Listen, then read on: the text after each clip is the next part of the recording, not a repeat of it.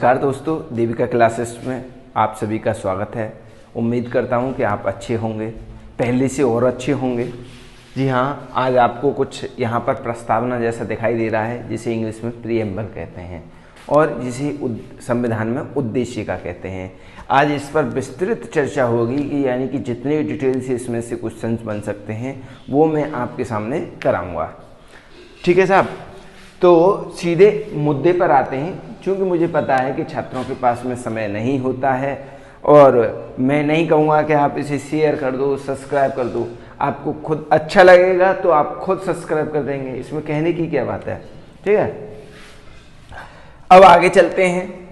आगे चलने के क्रम में हम देखेंगे ये भारत की प्रस्तावना है जो संविधान का पार्ट है।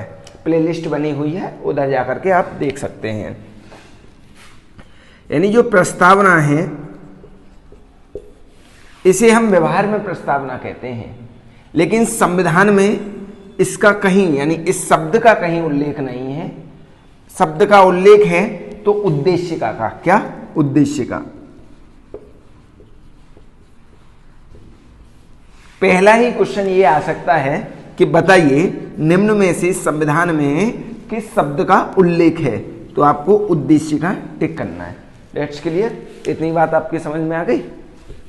जी हाँ, इसमें समझने को था ही क्या, तो समझेंगे। नेक्स्ट देखते हैं, अगर इस प्रस्तावना को देखा जाए तो ये कहाँ से ली गई है। नेक्स्ट क्वेश्चन ये आ सकता है। देखिए, पूरे के पूरे ऑब्जेक्टिव बेसिस क्वेश्चन कराऊंगा मैं और थोड़े से कंसेप्चुअल भी कराऊंगा। यूएसए से संविधान कहाँ से लिया गया है? यूएसए से लिया गया है। और संविधान नहीं, प्रस्तावना कहाँ से ली गई है? यूएसए से ली गई है। और प्रस्तावना की जो भाषा है उस पर कौन से देश का प्रभाव है? यानी प्रस्तावना की जो भाषा है उस पर कौन से देश का प्रभाव है? वो है ऑस्ट्रेलिया का। किसका? ऑस्ट्रेलिया। जी हाँ, उस पर ऑस्ट्रेलिया का प्रभाव है। ठीक है, कोई दिक्कत नहीं। थोड़ा सा डिस्टर्बेंस हो रहा होगा, आपको बाहर से आवाज आ रही है। 1 मिनट का है, चला जाएगा। उसके बाद में हम देखते हैं, क्या देखते हैं इसमें, ये पूरी कहानी हम आज पढ़ेंगे आपके सामने। तो प्रस्तावना जो है उसे हम मुख्य रूप से 4 भागों में बांटेंगे आज, और इन चारों पहलुओं पर आज विस्तृत चर्चा करेंगे। ठीक है साहब। एक है सत्ता का स्रोत। सत्ता का स्रोत यानी सत्ता का स्रोत क्या है, ये इस प्रस्तावना में दे रखा है। अच्छा, प्रस्तावना होती क्या है? इससे पहले एक प्रश्न बनता है कि प्रस्तावना होती क्या है। तो प्रस्तावना, जैसे आप किसी बुक को पढ़ते हैं, पहले चैप्टर से पहले एक समरी दे रखी होती है। एक समरी दे रखी होती है ना, और उस समरी में आपको बताया हुआ होता है कि इस किताब में क्या दे रखा है। उस समरी में ये दिखाया होता है कि इस किताब के उद्देश्य क्या हैं, आपको पढ़ना क्या है, इसका स्वरूप क्या है, इसका सोर्स क्या है, ये दे रखा होता है ना। ठीक उसी प्रकार से संविधान को पढ़ने से पूर्व हमें प्रस्तावना दे रखी होती है, और उसमें हमें ये बताया गया है कि इस प्रस्तावना के सोर्स यानी स्रोत क्या है, इसका स्वरूप क्या है, इसके उद्देश्य क्या है, इसका। ठीक है, यही चीज हम इसमें पढ़ते हैं। तो ये है सत्ता का स्रोत। दूसरा है सत्ता का स्वरूप।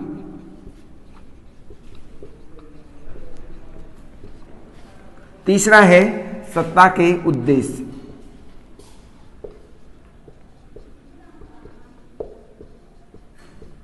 और चौथा है तिथि निर्धारण।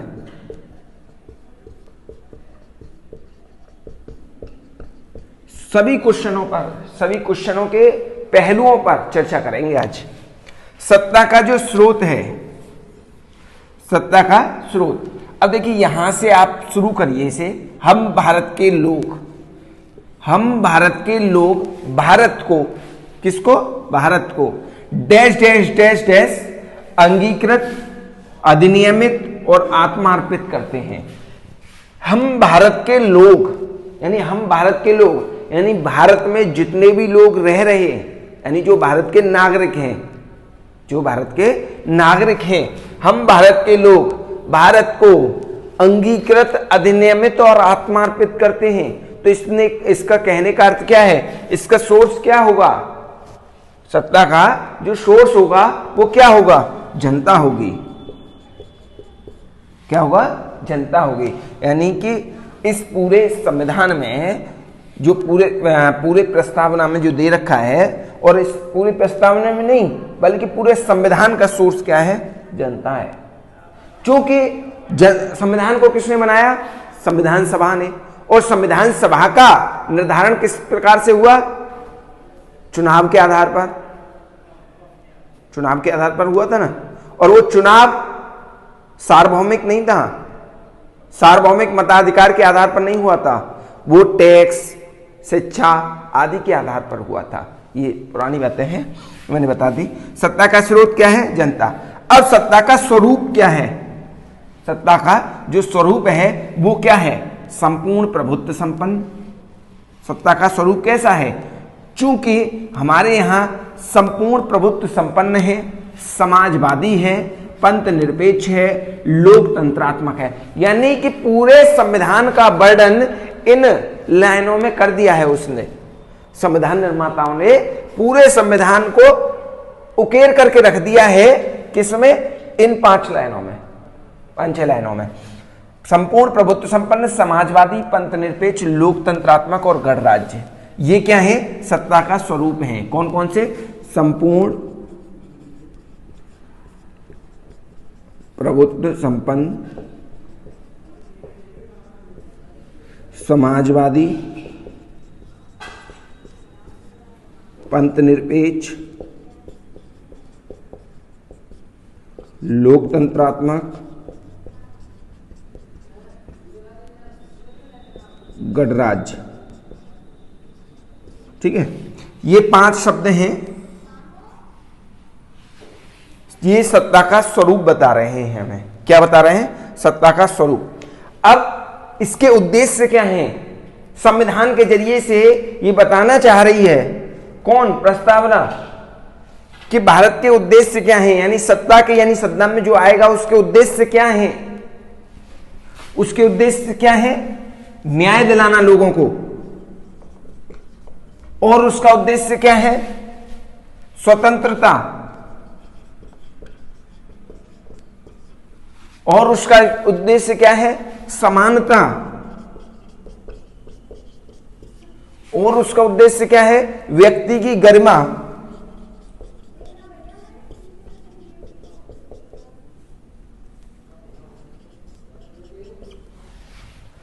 व्यक्ति की गरिमा, भारत की एकता और अखंडता,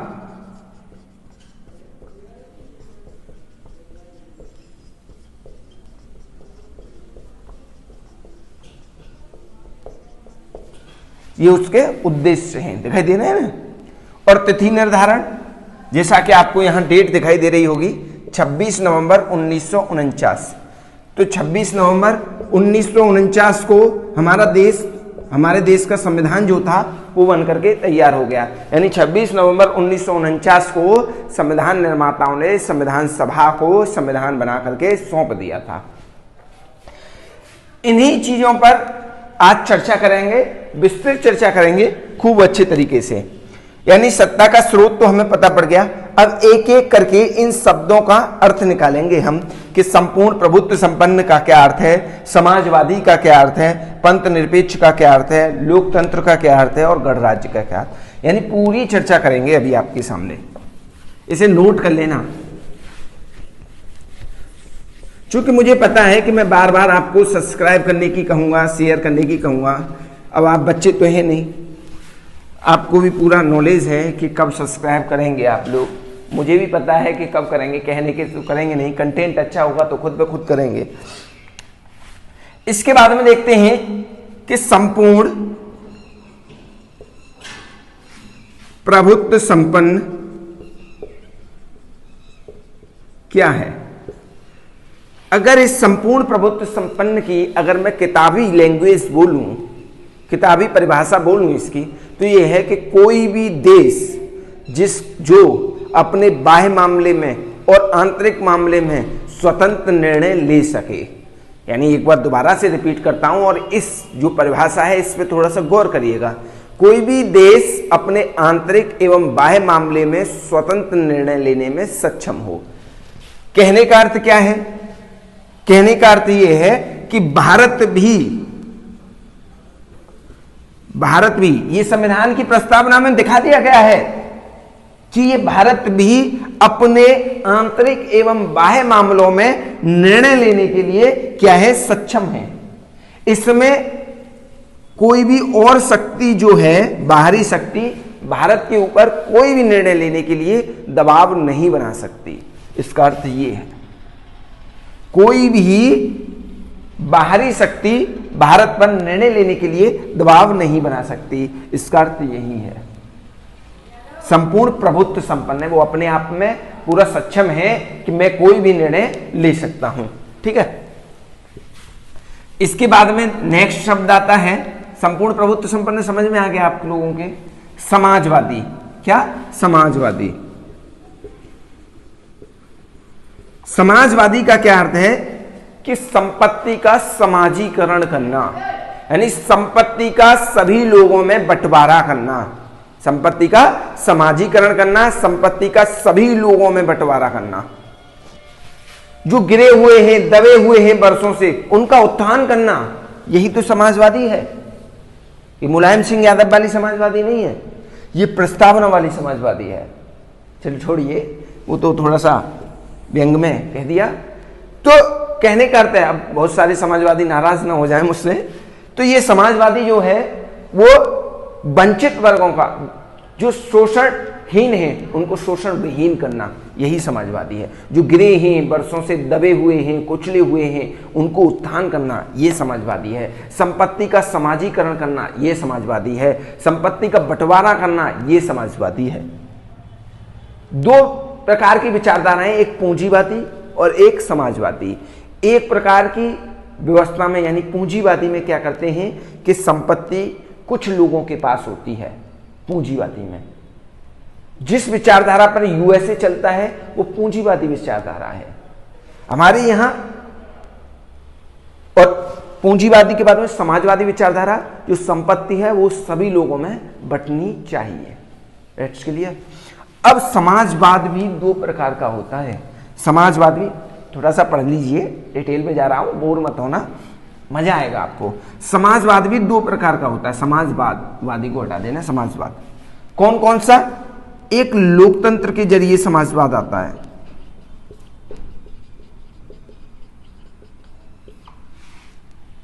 एक मार्क्सवादी समाजवाद है,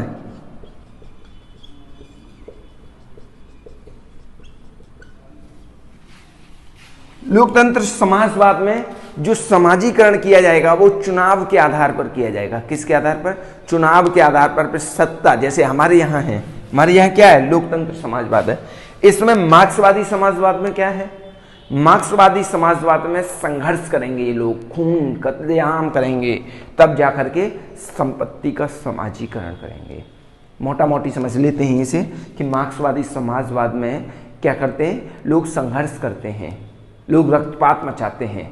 क्या करने के लिए? समाजीकरण करने के लिए। हमारे यहाँ हमारा जो झुकाव है वो लोकतंत्र समाजवाद की ओर है। ठीक है, समाजवादी हमने समझ लिया कि संपत्ति का समाजीकरण करना, वंचित वर्गों को उठाना। उसके बाद में आता है पंथ निरपेक्ष। पंथ निरपेक्ष का अर्थ है, देखिए एक एक शब्द का मैं अर्थ समझा रहा हूं आपको। पंथ निरपेक्ष का अर्थ है कि हमारे जो देश है, यानी कोई भी राष्ट्र है, उसका क्या नहीं होना चाहिए? कोई धर्म नहीं होना चाहिए। पंथ निरपेक्ष और धर्म निरपेक्ष दोनों ही शब्द अपने आप में सिमिलर हैं। दोनों ही शब्द अपने आप में सिमिलर हैं, लेकिन संविधान निर्माताओं ने धर्मनिरपेक्ष शब्द का प्रयोग नहीं किया। किसमें? संविधान में, बल्कि पंथ निरपेक्ष शब्द का प्रयोग किया। ठीक है, यानी संविधान निर्माताओं ने पंथ निरपेक्ष शब्द का प्रयोग किया, धर्मनिरपेक्ष, जबकि दोनों सिमिलर हैं। सिमिलर यानी पंथ निरपेक्ष का अर्थ क्या है कि कोई भी देश, कोई भी राष्ट्र जो पंथ निरपेक्ष है उसका कोई धर्म नहीं होगा, न हिंदू होगा। भारत में कितने प्रकार के लोग रहते हैं? बहुत सभी धर्मों के लोग रहते हैं, हिंदू, मुस्लिम, सिख, ईसाई, जैन, बौद्ध, पारसी, यहूदी, सभी प्रकार के लोग रहते हैं। विविधता है भारत में धर्मों के नाम पर। इसीलिए बताया गया है कि भारत के संविधान यानी कोई भी सत्ता आए उसका कोई धर्म नहीं होगा, यानी वो धर्म के आधार पर भेदभाव नहीं करेगी। That's clear. इसके बाद में बात करते हैं,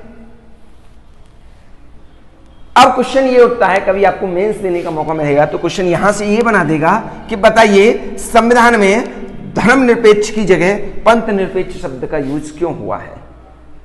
संविधान में धर्मनिरपेक्ष की जगह पंथ निरपेक्ष शब्द का प्रयोग क्यों हुआ है? क्यों हुआ है? आप देखिए, जो भारत के दृष्टिकोण से अगर धर्म देखा जाएगा तो वो हिंदू मुस्लिम नहीं है। प्राचीन काल में जाइए, भारत के दृष्टिकोण से यदि धर्म देखा जाएगा तो वो पितृ धर्म कहते थे ना, पितृ धर्म, गुरु धर्म, शिष्य धर्म, ये इस प्रकार के धर्म हैं। यानी कि यहां जो धर्म का अर्थ है भारत के परिप्रेक्ष्य में, उसको किससे जोड़ा गया है? कर्तव्य से जोड़ा गया है। इसीलिए धर्मनिरपेक्ष की जगह पंथ निरपेक्ष शब्द। यहां धर्म वो धर्म नहीं है हिंदू मुस्लिम वाला, यहां धर्म भारत के संदर्भ में धर्म को कर्तव्य से जानते हैं। किससे जानते हैं? कर्तव्य से जानते हैं। ठीक है, इसके बाद में और बढ़ते हैं, लोकतंत्र। इसके पंथ निरपेक्ष हो गया, इसके बाद में आता है लोकतंत्र। अरे भाई, लोकतंत्र कौन नहीं जानता? जहां पर सत्ता किसके हाथ में हो? जनता के हाथ में हो। जहां पर सत्ता किसके हाथ में हो? जनता के हाथ में हो। आप भारत में रहते हैं और भारत में रहने के बावजूद में आप एक लोकतंत्र देश में रहते हैं, क्योंकि आप यहां प्रधानमंत्री चुनते हैं अपना इनडायरेक्टली वे में, आप अपना राष्ट्रपति चुनते हैं इनडायरेक्टली वे में, क्योंकि आप सांसदों को डायरेक्टली चुनते हैं। इसी वजह से आप अपने राष्ट्रपति को इनडायरेक्टली चुनते हैं, यानी अपने देश के प्रथम नागरिक को आप चुन रहे हैं। इसीलिए लोकतंत्र, आप लोकतंत्र में रह रहे हैं, यानी लोकतंत्र में सत्ता को चुनने का अधिकार किसके पास है? जनता के पास में है। लोकतंत्र की परिभाषा क्या है? By the people, to the people, for the people. Lincoln साहब दे गए इस परिभाषा को, यानी लोगों के लिए लोगों का शासन, लोगों से शासन, यानी ये वाला जो है लोगों के आधार पर, यानी जनता का, लोकतंत्र का आधार क्या है? जनता है। लोकतंत्र को आप समझ गए होंगे और सभी जानते होंगे। इसके बाद में आता है गणराज्य। अक्सर हम गणराज्य और लोकतंत्र को एक ही पैमाने पर तोलते हैं, यानी इन दोनों को सिमिलर बताते हैं, लेकिन ऐसा नहीं है। गणराज्य का क्या अर्थ है? गणराज्य का अगर किताबी डेफिनेशन देखी जाए तो गणराज्य का अर्थ है कि कोई भी देश जिसका प्रथम नागरिक या प्रमुख व्यक्ति, देश का प्रमुख व्यक्ति का जो पद है वो वंशानुगत नहीं होना चाहिए। देश के प्रमुख व्यक्ति का जो पद है वो वंशानुगत नहीं होना चाहिए, ये इसका अर्थ है गणराज्य का। अब देखिए, भारत में भारत का प्रमुख व्यक्ति कौन है? राष्ट्रपति है। भारत का प्रथम नागरिक कौन है? फर्स्ट सिटीजन कौन है? राष्ट्रपति है। तो उसका पद कोई वंशानुगत है, यानी कि उसकी जो आगे यानी उस राष्ट्रपति के बाद में अगला राष्ट्रपति जो बनेगा वो उसके वंश का नहीं होगा, उसका तो निर्वाचन होगा, वो वंशानुगत नहीं है। जबकि ब्रिटेन में वहां का जो राजा होता है वो वंशानुगत होता है। यानी कि गणराज्य का क्या अर्थ है कि कोई भी देश जिसका प्रमुख व्यक्ति, उसका पद वंशानुगत नहीं होना चाहिए और एक उसकी अवधि होनी चाहिए, यानी टाइम पीरियड होना चाहिए। क्या होना चाहिए? टाइम पीरियड होना चाहिए। हमारे देश के राष्ट्रपति का टाइम पीरियड है ना 5 वर्ष, 5 वर्ष है। अब यही है गणराज्य। जल्दी जल्दी करते हैं क्योंकि आपके पास भी समय नहीं है और हमारे पास भी नहीं है। उसके बाद में ये आपके क्वेश्चन इतना समझ में आ गया, आपके 5 शब्द आपको समझ में आ गए। अब पीटी के हिसाब से क्वेश्चन क्या पूछ लेगा, वो इंपॉर्टेंट क्वेश्चन है कि बताइए भारत शब्द का प्रयोग संविधान की प्रस्तावना में कितनी बार हुआ है? भारत शब्द का प्रयोग प्रस्तावना में कितनी बार हुआ है? आपको 2 बार हुआ है। कितनी बार हुआ है? 2 बार हुआ है। एग्जामिनर क्वेश्चन पूछ लेगा कि बताइए संविधान में भारत को किस नाम से जाना जाता है, तो भारत के नाम से, हिंदुस्तान के नाम से, इंडिया के नाम से नहीं, भारत के नाम। प्रस्तावना में भारत को भारत के नाम से ही जाना जाता है और भारत जैसे शब्द का प्रयोग 2 बार हुआ है। ठीक है। सत्ता का स्वरूप क्या है निम्न में से? तो ये है 1 2 3 4 5 शब्दों में से एक ऑप्शन मिलेगा, आपको कट मार देना है। ठीक है। इसके बाद में हम आते हैं संविधान में, देखिए पढ़िए, गणराज्य बनाने के लिए तथा उसके समस्त नागरिकों को सामाजिक, आर्थिक और राजनीतिक, यानी कि संविधान में न्याय की बात की गई है। किसकी बात की गई है? न्याय की बात। और जो न्याय है वो 3 प्रकार का दे रखा है। न्याय कितने प्रकार का दे रखा है? 3 प्रकार का दे रखा है। कौन कौन सा न्याय? सामाजिक, दूसरा आर्थिक, तीसरा राजनीतिक। सामाजिक, आर्थिक और राजनीतिक, यानी 3 प्रकार का। अगर क्वेश्चन आपसे पूछे कि प्रस्तावना में कितने प्रकार का न्याय है, सामाजिक, आर्थिक और राजनीतिक, तो 3 प्रकार का न्याय है। अब सामाजिक न्याय क्या है, आर्थिक न्याय क्या है, राजनीतिक न्याय क्या है? यानी समाज में प्रत्येक व्यक्ति को समान न्याय मिलेगा, आर्थिक आधार पर किसी से भेदभाव नहीं किया जाएगा, राजनीतिक आधार पर किसी से भेदभाव नहीं किया जाएगा। न्याय को कौन नहीं जानता? न्याय आपको कैसे मिलेगा? न्यायालय के द्वारा। तो संविधान में 3 प्रकार का न्याय दिया गया है। और ये क्वेश्चन पूछ लेगा न्याय कितने प्रकार का है, या न्याय का संविधान में क्रम बताइए। सा, आ, रा, सामाजिक, आर्थिक और राजनीतिक। इसके बाद में बात करते हैं विचार। देखिए ये क्या है? स्वतंत्रता है। स्वतंत्रता कौन नहीं जानता? आप नहीं जानते? आप भी स्वतंत्र रहना चाहते हैं इस हिंदुस्तान के लोकतंत्र में। विचार, अभिव्यक्ति, विश्वास, धर्म और उपासना। क्या? विचार, अभिव्यक्ति, विश्वास, धर्म और उपासना, ये 5 प्रकार की स्वतंत्रता दी गई है। कितने प्रकार की? 5 प्रकार की स्वतंत्रता भारत में दी गई है। कौन कौन सी? विचार, अपने विचार रखने की, अभिव्यक्ति की, अरे भाई कुछ दिन पहले अभिव्यक्ति की आजादी पे तो लपड़ाई था जेएनयू में, अभिव्यक्ति को हमें चाहिए आजादी। अभिव्यक्ति, विश्वास, धर्म और उपासना, हम किसी की भी पूजा कर सकते हैं, हम कोई भी धर्म मान सकते हैं, हमें अभिव्यक्ति की आजादी है। ये क्या चल रहे हैं? ये उद्देश्य चल रहे हैं। यानी कोई भी सत्ता आएगी इस प्रकार के जो हैं उसे उद्देश्य को कंप्लीट करना पड़ेगा। ये हो गई 5 प्रकार की स्वतंत्रता। समानता, ये समता का अर्थ होता है समानता। प्रतिष्ठा और अवसर की समानता, यानी कि किसी भी व्यक्ति को जाति, लिंग, जन्म स्थान आदि के आधार पर भेदभाव नहीं किया जाएगा, यानी कि उसकी प्रतिष्ठा के आधार पर उसे आगे बढ़ाया जाएगा और उसे अवसर दिए जाएंगे, यानी अवसरों की भी समानता है यहाँ। प्रतिष्ठा और अवसर की समानता, समता का अर्थ है समानता। That's clear. अच्छा, जो सामाजिक, आर्थिक और राजनीतिक, सामाजिक, आर्थिक और राजनीतिक, ये जो 3 शब्द हैं वो कहां से लिए गए हैं? सामाजिक न्याय, आर्थिक न्याय और राजनीतिक न्याय। तो ये लिए गए हैं रूस की क्रांति से। कहां से लिए गए हैं? रूस की क्रांति से। That's clear. यही क्वेश्चन आ जाता है वहां पर। इसके बाद में और आगे बात करते हैं, समानता की बात हो गई। समानता 2 प्रकार की है, स्वतंत्रता 5 प्रकार की है, न्याय 3 प्रकार का है। इसके बाद में आगे बढ़ते हैं। प्राप्त कराने के लिए तथा उन सब में व्यक्ति की गरिमा, एकता, अखंडता, यानी प्रत्येक व्यक्ति को गरिमामय जीवन जीने का अधिकार है। प्रत्येक व्यक्ति को गरिमामय जीवन जीने का अधिकार है। देश की एकता और अखंडता, देखिए देश की एकता और अखंडता पे कोई आंच नहीं आनी चाहिए। देश की एकता और अखंडता सुनिश्चित करने वाली बंधुता। अब देखिए 3 शब्द हैं यहां पर, कौन कौन सी? समानता, ये सब पीटी के हिसाब से क्वेश्चन है, यहीं से ऑब्जेक्टिव बन जाता है। समानता, स्वतंत्रता और बंधुता, ये कहाँ से लिए गए थे? यानी ये हमने पढ़े समाजवादी, पंथनिरपेक्ष और लोकतंत्रात्मक तो रूस की क्रांति से लिए गए थे, लेकिन ये लिए गए थे फ्रांस की क्रांति से। समानता, स्वतंत्रता और बंधुता। ठीक है, यही क्वेश्चन आ जाते हैं लौट फिर करके। इसके बाद में आगे बढ़ते हैं। इस संविधान में आज तारीख 26 नवंबर 1949 को, यानी कौन सी तारीख को?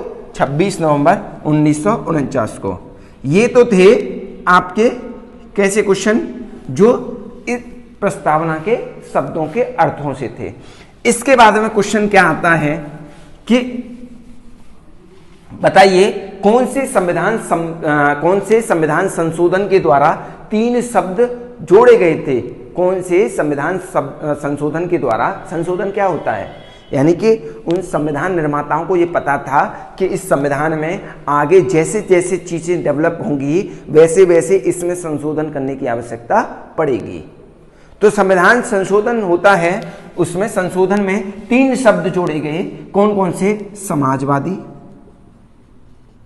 देखिए ये वाला जो क्वेश्चन है बहुत इंपॉर्टेंट है, यानी BVIP लगा लीजिए इसे। समाजवादी, पंथनिरपेक्ष, समाजवादी, पंथनिरपेक्ष और अखंडता। जी हां, अखंडता। ये जोड़े गए थे 42वें संविधान संशोधन 1976 के द्वारा। अगर क्वेश्चन पूछ लेगा निम्न में से बताइए 1974 में कौन सा शब्द नहीं था, यह आया हुआ क्वेश्चन है, निम्न में से कौन सा शब्द नहीं था, तो आपको बताना है कि समाजवादी, पंथनिरपेक्ष और अखंडता में से एक ऑप्शन दे रखा होगा उन्होंने, तो ये पूछने के लिए आ जाता है। और इसे लगा लीजिए BVIP, वन डे एग्जाम के हिसाब से। बहुत इंपॉर्टेंट क्वेश्चन है। ठीक, अब क्वेश्चन आता है कि बताइए कौन से विवाद में, एक एक क्वेश्चन कराऊंगा, कौन से विवाद में इस संविधान को, प्रस्तावना को संविधान का अंग नहीं माना गया था? तो बेरूवादी विवाद था एक,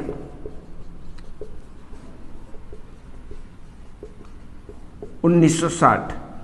बेरूवादी विवाद 1960 में न्यायालय ने यह माना कि ये जो प्रस्तावना है वो किसका भाग नहीं है? संविधान का भाग नहीं है। प्रस्तावना संविधान का भाग नहीं है। और ये कब की बात है? 1960 की। ये पूछने के लिए आ जाता है, इंपॉर्टेंट क्वेश्चन है। इसके बाद में 1960 के बाद में न्यायालय एक बार फिर पलटी मारा, न्याय बोला है। कब बोला है? क्या है? संविधान का भाग है प्रस्तावना, ये न्यायालय ने कहा। कौन से? केशवानंद भारती।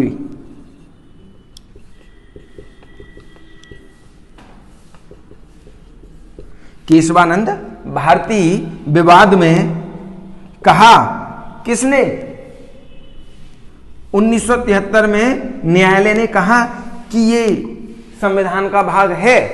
इसके बाद में और दोबारा से एक बार और न्यायालय दोबारा से क्या कहता है? दोबारा से कहा उसने SR बॉम्बे बनाम भारत संघ। ये कब हुआ था? 1994 में। इसमें भी कहा गया, यानी ये और ये बातें जो थी वो सिमिलर थी। केशवानंद भारती विवाद में भी ये कहा गया कि प्रस्तावना संविधान का भाग है, और SR बॉम्बे विवाद में भी ये कहा गया कि ये संविधान का भाग है। तो यानी अभी तक हमने इसमें सारे लगभग सभी क्वेश्चंस कवर किए हैं। आगे हम नए टॉपिक के साथ में आपको मिलते हैं। आप देख लीजिए, आपको कंटेंट अच्छा लगे तो सब्सक्राइब कर देना, अन्यथा कोई बात नहीं। धन्यवाद।